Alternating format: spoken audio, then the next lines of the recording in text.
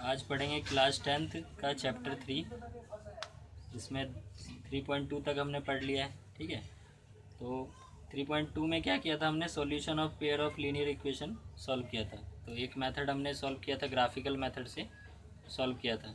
ठीक है, तो अब हम पढ़ेंगे अलजेब्रिक मेथड्स।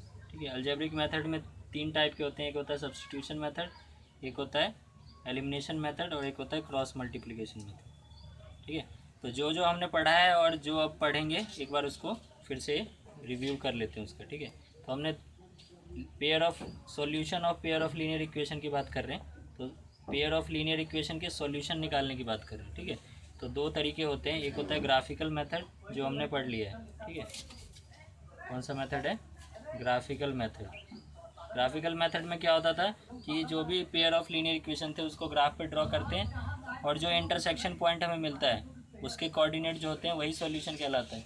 जैसे 2 लाइंस हुए pair of linear equation. Linear equation क्या होता है? एक लाइन को रिप्रेजेंट करता है। अगर पेयर ऑफ लीनियर इक्वेशन होगा तो क्या होगा? 2 लाइंस बनेंगी, है ना। तो मान लो एक पॉइंट पे कट कर रहा है या बहुत सारे पॉइंट पे या कट ही नहीं कर रहा है। 3 तरह के बताए थे। ठीक है, तो जो ये पॉइंट जिस पॉइंट पे कट कर रहा है उस पॉइंट के जो कोऑर्डिनेट होते हैं एक्स कॉमा वाई, वही क्या होता है? उसका सॉल्यूशन होता है। ठीक है, तो एक ये मेथड हमने पढ़ा था। और आज जो हम पढ़ने जा रहे हैं आज से अलजेब्रिक मेथड। ठीक है, अलजेब्रिक मेथड। तो अलजेब्रिक मेथड में 3 तरीके से होता है। ठीक है, 3 टाइप्स के होते हैं। पहला टाइप जो होता है उसको बोलते हैं सब्स्टिट्यूशन मेथड। ठीक है, जो आज हम पढ़ेंगे सब्स्टिट्यूशन मेथड। दूसरा है इसमें एलिमिनेशन मेथड।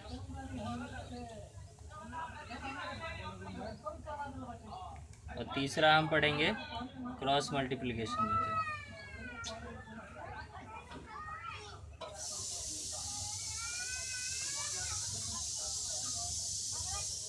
ठीक है, ये 3 मेथड हम पढ़ेंगे इसमें। सबसे पहले पढ़ने जा रहे हैं आज सब्स्टिट्यूशन मेथड। ठीक है, तो अब पढ़ रहे हैं सब्स्टिट्यूशन मेथड कैसे सॉल्व करते हैं इसके द्वारा। ग्राफिकल मेथड में मतलब सॉल्यूशन होता क्या है? एक्स और वाई की वैल्यू होती है जिस वैल्यू पे दोनों सेटिस्फाई करें, है ना। जैसे ग्राफ में हमने देखा था इस पॉइंट पे, ये जो पॉइंट है इस लाइन के ऊपर भी है, दूसरी लाइन के ऊपर भी है ना, दोनों लाइन के ऊपर से। तो वह पॉइंट जो दोनों को सेटिस्फाई करे। तो सब्स्टिट्यूशन मेथड से कैसे सॉल्व करते हैं? जैसे इसका नाम है सब्स्टिट्यूशन मेथड। सब्स्टिट्यूशन का मतलब क्या होता है? कोई वैल्यू को किसी इक्वेशन में रखना, है ना। कोई वैल्यू है हमारे पास, उसको किसी इक्वेशन में रखना, इसको क्या बोलते हैं? सब्स्टिट्यूट करना, है ना। किसी वैल्यू को हटा के उसकी जगह पे कुछ और रखना, सब्स्टिट्यूट करना। जैसे हम क्रिकेट खेलते हैं या मैच खेलते हैं कोई सा भी, तो उसमें क्या होता है कि एक खिलाड़ी जैसे हट जाता है ना, तो हम क्या बोलते हैं? इसके सब्स्टिट्यूट में हम ये खिलाड़ी लेके आ रहे हैं, है ना, इसका सब्स्टिट्यूशन है ये। ठीक है, तो मतलब एक को हटा के दूसरे को उसकी जगह रिप्लेस करना एक तरह से। ठीक है, तो यहाँ रिप्लेस करने वाली बात हो रही है। तो किसका सॉल्यूशन हमें निकालना है? पेयर ऑफ लीनियर इक्वेशन का। तो जनरल जो फॉर्म था हमने लिखा था, क्या होता था? a1x plus b1y plus c1 is equal to 0। और दूसरा इक्वेशन मैंने मान लिया a2x plus b2y plus c2 is equal to 0। ठीक है, पेयर ऑफ लीनियर इक्वेशन में हम कितने वेरिएबल देख रहे हैं? 2 वेरिएबल है हर इक्वेशन में। ठीक है, एक वेरिएबल x है, एक वेरिएबल y है, और इसकी जो वैल्यूज़ होगी वही क्या होगा? सॉल्यूशन होगा। ठीक है, और हमने 9th 8th में ऐसे बहुत सारे क्वेश्चन पढ़े होंगे। जैसे एक क्वेश्चन लिखा हुआ है x प्लस 5 इजकल टू 6। ठीक है, तो बोलेगा फाइंड x, है ना। तो x कैसे निकालते थे? x equal to 6 minus 5 equal to 1, है ना। x की वैल्यू 1 अभी। तो यहाँ पे मैं क्या बताना चाह रहा हूँ कि जब देखो, जब किसी इक्वेशन में एक ही तरह का वेरिएबल हो, सिर्फ एक ही वेरिएबल है, तो उसको सॉल्व करना क्या होता है? सॉल्व हो जाता है वो आज आसानी से। अगर किसी इक्वेशन में 2 वेरिएबल है तो एक इक्वेशन से काम नहीं चलेगा, 2 इक्वेशन चाहिए हमें। ठीक है, तो इसीलिए 2 इक्वेशन होता है पेयर ऑफ लीनियर इक्वेशन। तो सब्स्टिट्यूशन का हम यूज़ इसलिए करते हैं, हम क्या करेंगे? एक वेरिएबल को एलिमिनेट कर देंगे, उसकी जगह में सब्स्टिट्यूट कर देंगे दूसरा वेरिएबल। ठीक है, तो कैसे करेंगे? देखो, किसी एक इन दोनों में से कोई एक इक्वेशन को मैं उठा लूँगा, वहाँ से x या y की वैल्यू निकाल के दूसरे में पुट कर दूँगा। ठीक है, जैसे मैंने फर्स्ट इक्वेशन को पिक किया, यहाँ से x निकाल रहा हूँ। a1x plus b1y plus c1 is equal to 0 है। तो यहाँ से x की वैल्यू कोई बोलेगा निकालने के लिए, तो कैसे निकालोगे? माइनस का c1 हो जाएगा तरह के, और ये भी माइनस का b1y हो जाएगा। x चाहिए हमें, तो ये मल्टीप्लाई में कहाँ चला जाएगा? डिवाइड में। X equal to minus C1 minus B1 y upon A1, ये हो जाएगी एक्स की वैल्यू। ठीक है ना, एक्स की वैल्यू निकाल ली। अब जो हम जिस इक्वेशन में से निकालेंगे किसी भी वेरिएबल की वैल्यू जो हम फाइंड कर रहे हैं एक इक्वेशन से, हमने किससे फाइंड किया, फर्स्ट से, सेकंड से भी कर सकते थे। ठीक है, फर्स्ट से फाइंड करेंगे तो उस वैल्यू को हम पुट किस में सब्स्टिट्यूट करना है ना हमें। अब दूसरे इक्वेशन में इस एक्स को हटा के मैं क्या रख दूंगा, ये रख दूंगा। इस एक्स की जगह क्या सब्स्टिट्यूट कर दूंगा, एक्स की जो वैल्यू आई है फर्स्ट इक्वेशन से उसको सेकंड में सब्स्टिट्यूट कर दूंगा। तो क्या हो जाएगा बताओ, A2 एक्स की जगह क्या हो जाएगा, ये वैल्यू है ना, क्या minus C1 minus B1y upon A1। ठीक है, plus B2y plus C2 is equal to 0। ठीक है, अब ये एक इक्वेशन आ रहा है। अब देखो ये सारे जो है कांस्टेंट जो है A1 A2 B1 B2 C2 सब कांस्टेंट होते हैं, लेकिन इनकी वैल्यू हमें नहीं पता, थोड़ा मुश्किल सा लग रहा है। लेकिन इसमें एक चीज़ बताओ, इसमें वेरिएबल कितने हैं अभी रह गए, एक ही वेरिएबल है, सिर्फ y है। और मैंने देखो बताया जब एक वेरिएबल होगा एक इक्वेशन में तो आंसर निकल जाता है ना, उसकी वैल्यू हम निकाल सकते हैं। सारे कांस्टेंट एक साइड चले जाएंगे, y की वैल्यू यहाँ से निकल जाएगी। ठीक है, तो सब्स्टिट्यूशन मेथड क्यों यूज़ करते हैं कि हम जो इक्वेशन है हमारे पास उसको एक वेरिएबल वाला बना दें, और एक वेरिएबल जैसे ही बन जाएगा तो सॉल्यूशन आ जाएगा। अब जैसे यहाँ से y की वैल्यू हम फाइंड करेंगे, है ना, यहाँ से क्या करेंगे हम, फाइंड वैल्यू ऑफ y, है ना। तो y की वैल्यू क्या आएगी, कांस्टेंट वैल्यू आएगी। उस y की वैल्यू को फर्स्ट में या सेकंड में हम रख देंगे। जैसे ही y की वैल्यू यहाँ पुट करेंगे तो अब ये इक्वेशन में कितना वेरिएबल बचेगा, एक ही वेरिएबल बचेगा, और फिर वो भी निकल जाएगा आसानी से। ठीक है ना। तो value of y and put that value in any of equation. ठीक है, किसी भी इक्वेशन में, एनी ऑफ टू इक्वेशन, जो दो इक्वेशन है हमारे पास उसमें से किसी भी इक्वेशन में हम उस वैल्यू को पुट कर देंगे और हमें क्या मिल जाएगा, we get value of x. ठीक है, हमें क्या मिल जाएगा, एक्स की वैल्यू मिल जाएगी।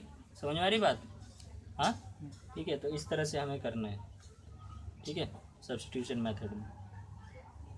तो एक जनरल क्वेश्चन करके देखते हैं, ठीक है, उसके ऊपर। अब इस क्वेश्चन को हम करके देखते हैं सब्स्टिट्यूशन मेथड से, इसके सॉल्यूशन निकालते हैं। ठीक है, सॉल्यूशन क्या है, एक्स और वाई की वैल्यू जो आएगी वो सॉल्यूशन है। तो सब्स्टिट्यूशन मेथड में क्या बताया कि किसी एक इक्वेशन को सॉल्व करना है, उससे एक्स की या वाई की वैल्यू हमें फाइंड करनी है। तो इसको भी करने की इससे पहले एक चीज़ और बताता हूँ कि कभी भी हमें क्वेश्चन को जल्दी करना रहता है ना, एग्जाम में टाइम क्या होता है, कम होता है। तो ऐसा इक्वेशन उठाएंगे जिसमें कम तुम्हें आसान सा इक्वेशन दिख रहा हो। जैसे यहाँ पे देखो 7 दिख रहा है, 5 दिख रहा है ना, एक्स और वाई के साथ कुछ कांस्टेंट बड़े बड़े दिख रहे हैं, यहाँ एक्स के साथ कुछ नहीं दिख रहा। तो जैसे इसको इधर ले जाएंगे एक्स की वैल्यू आ जाएगी यहाँ से, है ना। तो ऐसे इक्वेशन को उठाना है जो थोड़ा ईजी हो। ठीक है, तो सेकेंड इक्वेशन को मैं उठाता हूँ। ठीक है, तो लिखूँगा from equation 2 x plus 2y equal to 3 है, तो एक्स की वैल्यू क्या हो जाएगी, 3 माइनस 2y। ठीक है, ये मिल गया मुझे।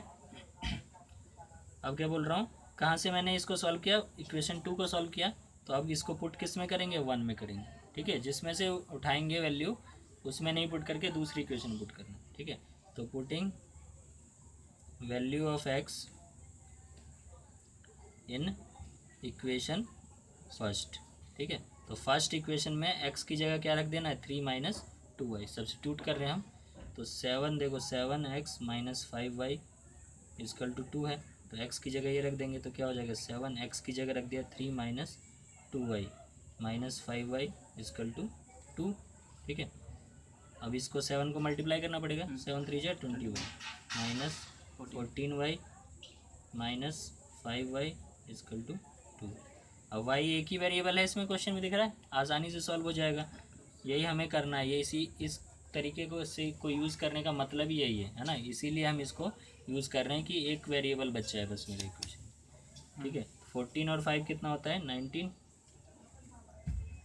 ये 2 प्लस का है, ये 21 प्लस का उधर जाके माइनस का हो जाएगा, माइनस 19y इजकल टू कितना बच गया, माइनस का 19। ठीक है, minus minus cancel, y equal to 19/19 कितना आ जाएगा, 1 आ जाएगा। तो y की वैल्यू आ गई, y की वैल्यू यहाँ से क्या आ गई, 1 आ गई। ठीक है, 19/19 y की वैल्यू। अब y की वैल्यू जैसी आ गई, इसको किसी भी इक्वेशन में पुट कर देंगे, है ना। यही मैंने बोला find value of y and put that value in any of the two equation, है ना। दोनों इक्वेशन में से किसी भी इक्वेशन में इस y की इक्वल टू 1 को रख देंगे तो दूसरी वैल्यू आ जाएगी, ठीक है। तो इस वैल्यू को मैं रख देता हूँ 1 में रख देता हूँ, या टू में रख देता हूँ, क्योंकि छोटा इक्वेशन आसानी से सॉल्व हो जाएगा ना। ये मैंने बताया कि हमेशा वो इक्वेशन पिक करना है जो थोड़ा आसान हो, ठीक है, इसलिए जल्दी क्वेश्चन हो जाए। x plus 2y equal to 3 है, तो y की वैल्यू क्या रखनी है 1, तो x प्लस 2 इंटू वाई की जगह रख दिया 1 इजकल टू 3, तो x प्लस 2 इजकल टू 3 है, तो x इजकल टू क्या हो जाएगा 3 माइनस 2, एक्स इजकल टू आ गया, ये भी 1 आ गया, एक्स भी 1 वाई भी 1, ठीक है। तो ये हमारा आंसर क्या हो जाएगा, x equal to 1 and y equal to 1। तो ये एक ऐसा पॉइंट है 1,1 ऐसा पॉइंट है, 1,1 ऐसा पॉइंट है जिस पे दोनों क्या कर रहे होंगे, इंटरसेक्ट कर रहे होंगे इस तरह से। ये पॉइंट क्या होगा 1,1 होगा, ठीक है। ग्राफिकल की अगर बात करें तो समझ में आ गया होगा कैसे करना है सब्स्टिट्यूशन मेथड को, ठीक है। तो 3.2 में जो है 3.3 में सब्स्टिट्यूशन मेथड से ही क्वेश्चन करने हैं, ठीक है। तो इसके क्वेश्चंस हम करके देखते हैं कुछ। अब देख रहे हैं एक्सरसाइज 3.3 के क्वेश्चंस, ठीक है। तो फर्स्ट क्वेश्चन का मैं फर्स्ट पार्ट कर रहा हूँ, देख लेते हैं क्वेश्चन क्या है। ये देखो क्वेश्चन है x plus y equal to 14, x minus y equal to 4। इसको सॉल्व करूँगा। ये जो क्वेश्चन है इसकी जगह मैं इस तरह का ही क्वेश्चन है, ये थोड़ा मुश्किल है इसलिए इसको कर लेंगे, है ना। तो ये भी कर सकते हो, उसके बाद एक पॉइंट वाला कर लेंगे हम, और एक ये रूट वाला भी कर लेंगे, ठीक है। 4 क्वेश्चन सॉल्व कर लेंगे, ठीक है। बाकी 2 आप ट्राई कर लेना। फर्स्ट क्वेश्चन करते हैं, ठीक है। X plus y equal to 14 और x minus y equal to 4। X plus y equal to है 14 और x minus y equal to है 4। तो क्या करना होता है सब्स्टिट्यूशन मेथड से कि किसी एक इक्वेशन में से एक वेरिएबल की वैल्यू निकाल के दूसरे में पुट कर देनी रहती है, ठीक है। तो कौन सा इजी सा लग रहा है तुम्हें, दोनों ही एक जैसे ही लग रहे हैं ना। नीचे वाले को वैसे कर लेते हैं ना, तो लिखेंगे from equation second x minus y equal to 4 है, तो एक्स निकाल दें यहाँ से, तो वाई एक्स इजकल टू क्या हो जाएगा 4, वाई माइनस के इधर जाके प्लस का हो जाएगा, तो एक्स की वैल्यू आ गई 4 प्लस वाई। अब इसको पुट कर लेंगे किस में, सेकंड से उठाया हमने तो फर्स्ट में पुट करेंगे, ठीक है। तो putting value of x in equation first, तो एक्स की जगह रखना है 4 प्लस वाई है ना। एक्स की जगह रख दिया 4 प्लस वाई और फिर प्लस में वाई है इजकल टू 14। तो वाई प्लस वाई कितना हो जाएगा 2y, और 14 माइनस 4 प्लस का उधर जाके माइनस का, तो 2y इजकल टू 10, माइनस कर दो, तो y इजकल टू आ गया 10/2, 5 आ गया। तो y आ गया 5 यहाँ से। अब इस y की वैल्यू किसी में भी पुट कर सकते हैं, फर्स्ट में या सेकंड में, किसी में पुट कर सकते हैं, ठीक है। तो मैं पुट कर देता हूँ इसको फर्स्ट इक्वेशन में पुट कर देता हूँ, ठीक है। तो put y equal to 5 in equation first, ठीक है। तो x प्लस वाई की जगह क्या रख देना है 5 इजकल टू 14, तो x आ जाएगा 14 माइनस 5, x आ गया 9, ठीक है। तो ये हमारा आंसर हो गया y equal to 5 and x equal to 9, ठीक है। तो ये हो गया फर्स्ट का फर्स्ट क्वेश्चन। चलो अब इसका फोर्थ क्वेश्चन देखते हैं। सेकंड क्वेश्चन की जगह मैं ये सिक्स्थ क्वेश्चन बताऊंगा, एक जैसा ही है ना डिवाइड में। तो और थर्ड क्वेश्चन इसी तरह से जैसा अभी किया है। तो फोर्थ क्वेश्चन देखते हैं, ठीक है। फोर्थ पॉइंट वाला है, उसको करके दिखाता हूँ। 0.2x plus 0.3y is equal to 1.3 है, और 0.4x plus 0.5y is equal to 2.3, ठीक है। तो ये फर्स्ट मैंने मान लिया, ये सेकंड इक्वेशन। अब देखो इसमें से कौन सा इजी लग रहा है, दोनों एक जैसे ही लग रहे हैं लगभग, है ना। तो किसी एक को उठा लेते हैं, इसमें से फर्स्ट को उठा लेता हूँ। तो मैं लिखूँगा फ्रॉम इक्वेशन फर्स्ट एक्स की वैल्यू निकालता हूँ, तो 0.2x इजकल टू क्या हो जाएगा 1.3, और ये माइनस का उधर हो जाएगा, उधर जाके 0.3y, ये हो जाएगा ऐसा, ठीक है। अब ये 0.2 कहाँ जाएगा डिवाइड में, x equal to 1.3 minus 0.3y upon 0.2, ये आ गई x की वैल्यू, ठीक है। अब इस x की वैल्यू कहाँ से उठाई मैंने, फर्स्ट से ली है, तो किस में पुट करूँगा सेकंड में, ठीक है। तो putting value of x in equation second. ठीक है, तो सेकंड में एक्स की जगह रख देता हूँ। तो क्या है, 0.4 है पहले से, और मल्टीप्लाई हमें किससे करना है, वो एक्स की जगह ये रखना है 1.3 minus 0.3y upon 0.2 plus 0.5 Y की जगह वाई रहेगा। ठीक है, इसकल टू 2.3। ठीक है, अब देखो इसमें भी कितना वेरिएबल बचा, अब एक ही वेरिएबल बचा, एक्स की जगह तो वाई में आ गया अब, है ना। तो एक वेरिएबल है तो सॉल्व हो जाता है क्वेश्चन। तो करते हैं इसको। अब देखो यहाँ पे ये जो चीज़ें मल्टीप्लाई में है, तो ये दोनों क्या है, डिवाइड में एक दूसरे के। तो 0.2 से 0.4 कितनी बार में चला जाएगा, 2 बार में चला जाएगा, है ना। पॉइंट से 0.2 रहा दो, 2 दूनी 4 हो जाता है। ठीक है, 2 बार में चला गया। ठीक है, अब ये 2 क्या होगा, इसमें ऊपर मल्टीप्लाई हो जाएगा, इससे मल्टीप्लाई हो जाएगा। ठीक है, कोई भी चीज़ ब्रैकेट के बाहर होती है तो मल्टीप्लाई हो जाती है ना अंदर वाले से, तो इसको मल्टीप्लाई करो तो 1.3 इंटू 2 कितना हो जाएगा, 13 दूनी 26, तो 2.6, क्योंकि 0.1 के बाद ही है तो अभी भी 0.1 के बाद ही रहेगा। ठीक है, माइनस 0.3 इंटू 2, 3 दूनी 6 होता है, 0.6 वाई ये हो जाएगा, प्लस 0.5 वाई इसकल टू 2.3। ठीक है, अब कांस्टेंट को एक साइड ले जाते हैं, वेरिएबल को एक तरफ रखते हैं, तो ये वेरिएबल वाली चीज़ है एक साथ। तो माइनस का 0.6 है और प्लस का 0.5, तो क्या बचेगा, माइनस का 0.1 बचेगा। सिंपल है कि नहीं, और इधर 2.3 है और ये माइनस का 2.6 है, प्लस का है तो उधर जाके माइनस हो गया, माइनस का 0.1 वाई इसकल टू 2.3 में से 2.6 घटाओ तो 0.3 का डिफरेंस है, और कौन सा बड़ा है, नेगेटिव वाला बड़ा है, तो माइनस का साइन आ जाएगा 0.3 में। ठीक है, माइनस से minus cancel, y equal to 0.3 upon 0.1, point से पॉइंट कट जाएगा, और 3 को 1 से करोगे क्या आ जाएगा, 3 आएगा। तो y की वैल्यू क्या आ गई, y की वैल्यू क्या आ गई, यहाँ से 3 आ गई। ठीक है, y आ गया 3। अब इस y की वैल्यू को दोनों में से किसी में भी पुट कर सकते हैं, है ना, यही बताया था ना।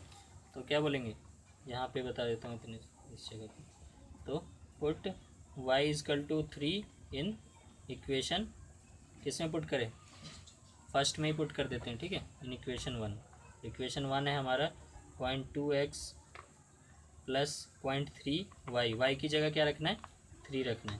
ठीक है, इजकल टू 1.3। तो सॉल्व करो, x निकालना है यहाँ से, तो 0.2x प्लस 0.3 इंटू 3 कितना हो जाएगा, 9, 3 इंटू 3 9, तो 0.9 हो गया। ठीक है, एक के बाद पॉइंट लगाना ही है, और इधर 1.3, तो यहाँ बचेगा 0.2x इजकल टू 1.3 माइनस 0.9। ठीक है, तो 13 में से 9 घटे, एक के बाद ही पॉइंट है ना, तो 13 में से 9 गया, 4 आ गया, तो 0.4 हो जाएगा यहाँ से। ठीक है, तो 0.2x इजकल टू 0.4 आएगा, अभी ये डिवाइड में चला जाएगा, तो x equal to 0.4 upon 0.2, point से पॉइंट कटा 2 से 2 बार में, तो x की वैल्यू क्या आ गई यहाँ से, 2 आ गई। ठीक है, तो x आ गया 2 और y था 3। ठीक है, तो इसका सॉल्यूशन ऐसे हो गया। तो पॉइंट वाले से भी कोई घबराना नहीं है, उसी तरह से सॉल्व करना। ठीक है, पॉइंट का क्वेश्चन तुमने बचपन में किया होगा, वही लॉजिक सब लगाने हैं। ठीक है, अब देखते हैं, तो आप देख रहे हैं 5th क्वेश्चन। ठीक है, 5th क्वेश्चन रूट वाला है, थोड़ा सा देखते हैं इसको कैसे सॉल्व करना है। तो किसमें से भी कोई सा भी इक्वेशन उठा लेते हैं, दोनों एक जैसी लग रहे हैं थोड़े से, है ना। तो मैं ले लेता हूँ सेकंड इक्वेशन। ठीक है, तो फ्रॉम इक्वेशन 2 √3x, ये माइनस का उधर जाके प्लस का हो जाएगा √8y, x अगर निकालना है तो √3 मल्टीप्लाई में डिवाइड में चला जाएगा, √8y अपॉन √3, ये आ गई x की वैल्यू। ठीक है, अब इस x की वैल्यू कहाँ से उठाई मैंने, सेकंड से, तो किस में पुट करूँगा, फर्स्ट में। ठीक है, तो क्या बोल दिया मैंने, put value of x in equation first. ठीक है, तो √2x की जगह ये रख दूंगा, क्या है, √8y अपॉन √3। ठीक है, प्लस √3y इजकल टू 0, है ना। तो मुझे यहाँ से क्या निकालना है, y निकालना है ना, निकालना है ना y। ठीक है, तो y किस में से कॉमन आ जाएगा, इन दोनों में से। वैसे इसको मल्टीप्लाई कर सकते हैं, देखो पावर जब सेम होता है, दो क्वेश्चन इसमें पढ़ा हुआ है 8th क्लास में, एक्सपोनेंट वाले क्वेश्चन, है ना। जैसे x की पावर 1/2 है, इंटू में y की पावर भी 1/2 है, दोनों की पावर क्या है, सेम है, तो क्या होता है, बेस मल्टीप्लाई हो जाते हैं यहाँ पर, में x y की पावर 1/2 बोल सकते हैं। ठीक है, जो नीचे बेस है वो आपस में मल्टीप्लाई हो गए। तो वैसे ही दोनों की पावर क्या है, रूट है, मतलब 1/2 है, तो 2 और 8 मल्टीप्लाई हो जाएंगे, तो कितना हो जाएगा 16। तो √16 बोल दें इसको, √16y upon √3 plus √3y equal to 0, है ना। अब इन दोनों को अगर सॉल्व करना है तो एक तो एलसीएम लेके सॉल्व कर सकते हैं, नीचे 1 लगा लिया, एलसीएम नीचे क्या आ जाएगा, √3 आ जाएगा एलसीएम, है ना। वाई तो निकालना है हमें, दोनों में वाई है ना, एक को साइड भेज नहीं सकते, तो √3 एलसीएम आ गया, √3 से डिवाइड करो 1 टाइम में चला जाएगा। √16 कितना होता है, 4 होता है, 4 × 4 16 होता है ना, तो √16 कितना हो जाएगा, 4y बोल दें इसको, हाँ, प्लस एक बार में गया था तो इसलिए एक से मल्टीप्लाई किया, ये कितनी बार में जाएगा, √3 टाइम्स में, तो इसको √3 से मल्टीप्लाई करना पड़ेगा, √3 × √3y इक्वल टू 0। एलसीएम आता है ना, इसका एलसीएम क्या है, √3 है, तो √3 1 से डिवाइड करोगे √3 को, √3 बार में जा रहा है तो √3 से ऊपर मल्टीप्लाई करना पड़ता है, इतने से मल्टीप्लाई करते हैं ना, तो √3 × √3 कितना हो जाएगा, 3 आ जाएगा, ठीक है, 3 × 3 9 का रूट क्या हो जाएगा, 3 हो जाएगा, ठीक है। तो 4y प्लस 3y अपॉन में √3 है, √3 उधर मल्टीप्लाई में चला जाएगा डिवाइड में, तो कितना हो जाएगा, 0 हो जाएगा, हाँ, कितना आ गया 7y इक्वल टू 0, तो y इक्वल टू भी 0/7, ठीक है, तो 0 ही आ जाएगा, y की वैल्यू क्या आ गई, 0 आ गई, ठीक है, y कितना आ गया 0। अब इस y की वैल्यू 0 किसी में ही पुट करते हैं, फर्स्ट में या सेकंड में, तो फर्स्ट में पुट कर देते हैं, है ना, put y equal to 0 in equation first, तो क्या हो जाएगा, √2x प्लस √3 × 0 इक्वल टू 0, तो √2x इक्वल टू, ये भी 0 हो गया पूरा, तो साइड जाके 0 ही रहेगा, तो x की वैल्यू क्या आ गई, 0/√2, 0 आ गया, तो x भी क्या आ रहा है 0, ठीक है ना। अब देखो इस यहाँ पे एक चीज़ हमें समझ में आता है, एक चीज़ ध्यान दो, जब भी किसी इक्वेशन में जो पेयर ऑफ लीनियर इक्वेशन होता है a1x plus b1y plus c1 equal to 0 और a2x plus b2y plus c2 equal to 0, तो जब भी यहाँ पे कांस्टेंट वाली चीज़ नहीं है ना, c1 c2 की वैल्यू 0 है, तो हमेशा आंसर जो होगा इसका सॉल्यूशन क्या होगा, 0 0 ही होगा, ठीक है, क्योंकि ये एक सॉल्यूशन जो होगा इसका 0 0 ही होगा, इसको बोलते हैं होमोजीनियस इक्वेशन, ठीक है। क्या बोलते हैं इस तरह के कंडीशन, अगर c1 एंड c2 आर 0, तो इसको बोलते हैं homogeneous pair of linear equation, ठीक है।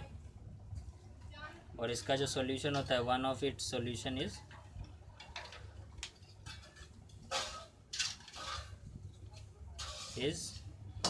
क्या होगा, 0,0, है ना, एक सॉल्यूशन इसका 0,0 होगा। क्यों एक सॉल्यूशन की बात कर रहा हूँ, क्योंकि हो सकता है ये इनफाइनाइटली मेरी सॉल्यूशन वाला केस हो, है ना, एक के ऊपर एक आ जाए ना, तब भी हो सकता है ना, ठीक है, तो एक को सॉल्यूशन 0 0 होगा ही, ठीक है। अगर ये इनफाइनाइट वाला नहीं है, एक पॉइंट पे इंटरसेक्ट कर रहा है, तो हम हमेशा वो जो पॉइंट होगा वो 0,0 ही होगा, ठीक है, इस वाले केस में, ठीक है। तो अब आगे क्वेश्चन हम कल करेंगे।